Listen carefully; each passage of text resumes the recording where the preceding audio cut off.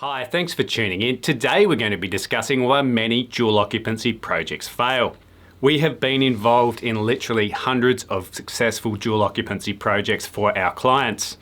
If you're considering a dual occupancy project, make sure you stick around because we're going to show you why a lot of people are failing in their dual occupancy projects and the mistakes that you need to avoid. As always, if you're getting value from this video, make sure you like, subscribe and tick the little bell so that you're notified with each new video we upload.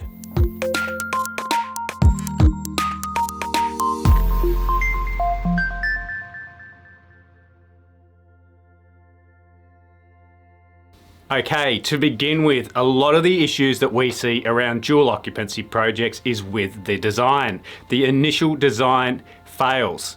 When you have an initial design that doesn't work, it just exacerbates throughout the build. You need to get the initial design right. So let's run through some of the common issues we see with dual occupancy design. Number one, the designs are too small. I see it time and time again where people try and get the designs as small as they can so that the price of the build is lower. However, when these designs get too small, they become unpopular for the tenants. They take longer to rent and they get less rent in the long run. So although you may have saved on the price of your build, it actually ends up costing you more. You need to think about the end result and you need to think about the tenants and what they are actually going to want to rent. You should really run your design past your property manager and say, will this design work? Is it going to rent fast? Is it going to be the right design for this suburb? Another issue that I see people make is the designs are too big. When your designs are too big, it costs you too much money and then it starts to affect your yield. The designs need to be the right size design for the area and for the block of land, and most importantly, it needs to be what tenants are looking for. There's no point trying to skimp on price by having a really small design if nobody wants to rent it. Remember, your designs need to be designed specifically for the end purpose, and that is getting a high rent. Okay, secondly, with designs, I see this all the time where there's inadequate separation between the two dwellings. Where possible, we want to try and keep these areas private. People don't want to be in each other's backyards. We really need to make sure the design is designed with the tenants in mind and keeping them separate, giving them their own quiet, private spaces. This is really, really important. People don't want to feel like they're sharing with somebody else. They want to feel like they're renting their own house. And when you design your dual occupancy property with this in mind, the people get a far better rental experience. So make sure the designer of your dual occupancy has this in mind, trying to create private areas, and that comes down to private open spaces as well. Make sure that the noise transfer between the two dwellings is minimized. This comes down to having a good layout to begin with. Parking. This is a really big issue, particularly with dual occupancy designs. You need to make sure there's adequate parking. It tends to be these days that nobody parks in their garage and they park in the driveway. If you don't have sufficient off-street parking, it creates a massive issue. I've seen it time and time again where people have front yards. Why not put extra parking spots in the front yard, and then at the front of the property you can landscape to make sure those extra parks don't look too obvious. Okay, parking, off-street parking, very big issue. Make sure your designer, not just to the council code, but with the end user in mind, puts as much parking as practicable to that block of land. Poor fixtures and fittings. I see it time and again where people are trying to skimp on price. They try and get the lowest price build they can, and as a result, they get poor quality fixtures and fittings. This means that long term, they don't get as good a quality tenants and they don't get as much money. Make sure you choose the best range of fixtures and fittings for the price, and make sure there's something that a tenant actually wants. Okay, poor designs are also expensive to build. I see it time and again where people aren't able to balance attractive facades and attractive roof lines with effective building methods. I see hips, valleys, all sorts of things that have been put in there by designers that don't understand expenses of building. Make sure you've got a designer that understands how to balance something that looks good with something that's actually reasonable to build. Again, there's no point having a fancy design that no builder wants to build. This is particularly true with dual occupancy properties because there's a number of other things that need to be taken into account with the design. So make sure whoever's designing this is in consultation with the builder to ensure that it's an effective and attractive design that's actually going to not cost you too much money. The design work's really, really important. You need to get the design work done right at the start. If your design's not done right at the start, it becomes very, very expensive to fix throughout the build process or once the build is actually finished. You don't want to be going back in there and retrofitting anything. You want to make sure it's done at the start, that you've got a good design that's easy to build, that is creating a really good rental property at the end. Any design that needs to be fixed throughout the process becomes very, very expensive. Time and again, the big mistakes people are making with their dual occupancy project comes down to poor design. Okay, wrong area. Time and again, I'm seeing people building dual occupancies in the wrong area, or if it's not the wrong area, it's the wrong type of dual occupancy for the area. There's a number of things that need to be considered. Firstly, what is the demand and supply like for dual occupancy dwellings in that area? There's no point building a secondary dwelling, 2 or 1 bedroom, when there's already heaps of that product on the market. You want to make sure that if you're building this project, that there's going to be good long-term rental prospects. Also, make sure your design suits that area. If you're in a higher end suburb, the property you want to design is going to be a lot different to something that would be out in a greenfield area. Make sure it's designed specifically for the area in which you're investing. You need to understand your local government area's dual occupancy policy. There is no point going and looking for blocks of land to build a dual occupancy on unless you actually understand the council policy.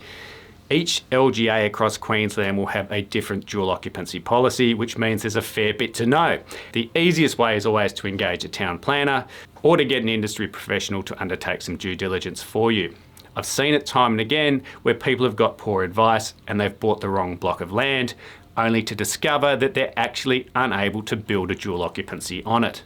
You need to make sure that you've got the right block in the right area and that you know the exact requirements for council approvals. Again, I'm going to mention the parking issue. Some blocks just will not work for dual occupancy due to their lack of off-street parking. I see it in these new suburbs where they jam all these houses in together. There's too many in too small an area. Everybody's parked up on the footpath. It really detracts from your final product. It makes it harder to rent, and it also makes them harder to sell down the track. You need to have a look at what's around in the area and make sure that a dual occupancy will actually work there. When you're looking into it, look into the comparable accommodation. In the areas that we've focused on when we're putting 2 and 1 bedroom dual occupancies into areas, we're making sure there isn't a lot of that accommodation there and that there's actually a demand for it. You should be talking with your property manager to make sure that if you build a dual occupancy property that you're going to have a good range of high quality tenants ready to rent it. The last thing you want to do is build a property in an area where there isn't the demand for it. At the moment, we're in a rental shortage, so it seems as though you can build pretty much anything and get tenants for it. But this will not always be the case. So make sure you're looking long term. Don't be short-sighted. Make sure it's a product that's going to be popular for people over the long term. Wrong blocks of land. Some blocks of land just aren't cut out for dual occupancy properties. Now, this may be that you cannot actually get it approved as a dual occupancy. Or it could be able to be approved, however the block just doesn't suit it. I see people with dual occupancies in mind, but they buy the wrong blocks of land. Whilst we may be able to get something approved, it really doesn't suit the block. You need to make sure in every instance that when you're planning a dual occupancy project, that the block of land you've got in mind actually works for it. There's a number of different things with each block of land that need to be taken into account. In many instances, you may not be able to get a good design on a block of land due to the individual constraints of the block. There may be easements, there may be setback issues, there may be retaining issues. You may have to build a 2-story instead of a single story. There may be acoustic issues. When you're building a dual occupancy on a block of land, you need somebody to do due diligence on that block of land to make sure something will actually work. There's no point coming up with a fantastic design and then finding out that you can't actually build it. A lot of this needs to be minimized at the start. Before you purchase that block of land, you need to make sure someone does due diligence on that block to make sure that you can build what you actually want to build.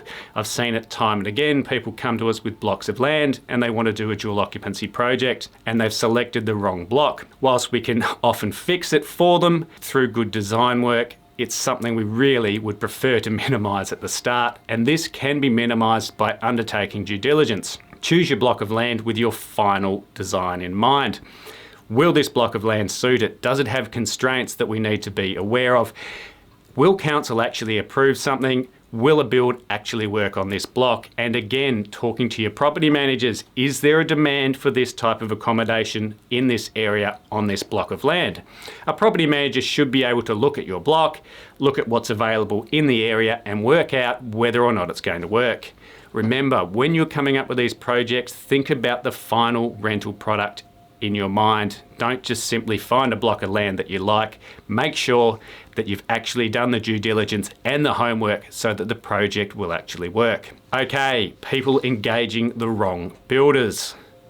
I cannot stress this enough. With each specific property type, be it dual occupancy, rooming, duplex, house and land, high-end, one-off architectural type structures, you need to make sure you're engaging the right builder. In each instance, I believe there'll be one builder that's suited to each type of product. It's very unusual to have a builder that is a specialist in each type of property. If you're building a dual occupancy, you need to make sure you've engaged a builder that is an expert at dual occupancy. We have literally built hundreds of these for our clients. We know them inside out. However, many builders who haven't built this type of product won't have that type of knowledge. And when you engage a builder who's not experienced at a type of product, that's when you start to face issues. Supply issues, trade issues, time delay issues, these all add or detract from your project. Engaging the right builder at the start is one of the most important things you can do for your dual occupancy project. Make sure you undertake adequate due diligence on your builder. Failing to do so could be detrimental to your project. Make sure that you go through other dual occupancy projects that builder has built. Ensure that they are currently providing these types of builds for clients. That will give you a realistic chance of knowing that they are able to complete your project for you effectively and within budget. When you have the wrong builder, you will often see delays in approvals and delays in working drawings or delays in design work. Builders that don't understand it, if they are running the building approval, the BA, that's where you'll start to face problems. A builder that doesn't understand how to effectively get a dual occupancy BA done can add months to your project, and that's before they even start building. These types of delays will cost you a lot of money. You'll be servicing the block of land, you'll be servicing parts of the build.